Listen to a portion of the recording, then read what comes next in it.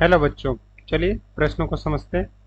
दो अलग अलग आवृत्तियों के प्रकाश जिनके फोटोनों की ऊर्जाएं क्रमशः 1 इलेक्ट्रॉन वोल्ट तथा 2.5 इलेक्ट्रॉन वोल्ट,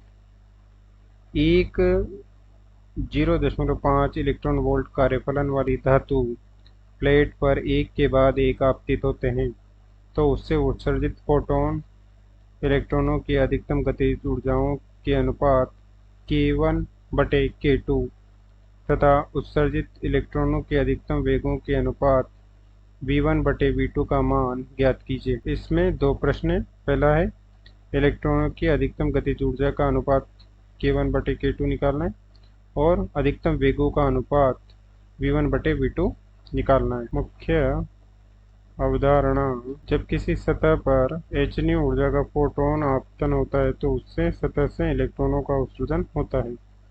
यह आपतित फोटोन hν सतह के कार्यफलन तथा उत्सर्जन इलेक्ट्रॉन की अधिकतम गतिज ऊर्जा के रूप में होता है।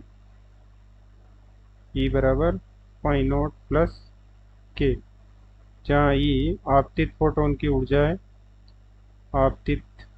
ऊर्जा है, φ0 कार्यफलन है तथा k इलेक्ट्रॉन की अधिकतम गतिज ऊर्जा है। अब चलिए प्रश्न को हल करते हैं। प्रश्न में दिया है एक फोटोन की ऊर्जा है E1 बराबर 1 इलेक्ट्रॉन वोल्ट, दूसरे फोटोन की ऊर्जा है E2 बराबर 2.5 इलेक्ट्रॉन वोल्ट तथा कार्यफलन φ0 का मान रहेगा 0.5 इलेक्ट्रॉन वोल्ट। तो पहला प्रश्न है, मुख्य अवधारणा से हम लिख सकते हैं E1 बराबर φ0 प्लस अधिकतम गतिज ऊर्जा k1 तथा इसी प्रकार दूसरे आपतित फोटोन के लिए φ0 प्लस k2, k1 बराबर E1 माइनस φ0, तो k1 बराबर आ जाएगा 1 माइनस 0.5, तो 0.5 इलेक्ट्रॉन वोल्ट k1।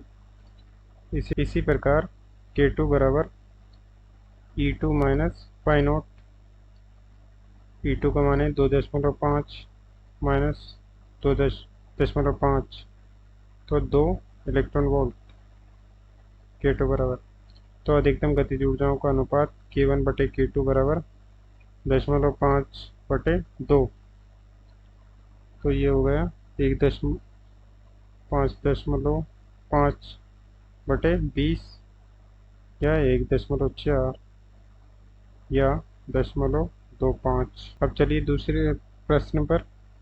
हम जानते हैं कि गतिज ऊर्जा k बराबर होता है 1/2 mv², तो k1 के लिए हो जाएगा 1/2 mv1 का स्क्वायर और k2 के लिए हो जाएगा 1/2 mv2 का स्क्वायर। भाग दे देंगे 1/2 m1, 1/2 mv2, k1/k2 ये कट जाएंगे, तो v1/v2 बराबर हो जाएगा वर्गमूल k1/k2, जो कि हमने पहले ज्ञात कर लिया है।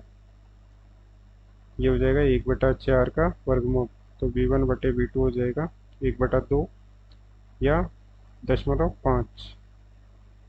अतः दिए गए प्रश्न का सही उत्तर अधिकतम गतिज ऊर्जाओं का अनुपात k1/k2 का मान है 0.25 तथा अधिकतम वेगों का अनुपात है 0.5। आशा करते हैं आपको समझ में आया होगा। धन्यवाद।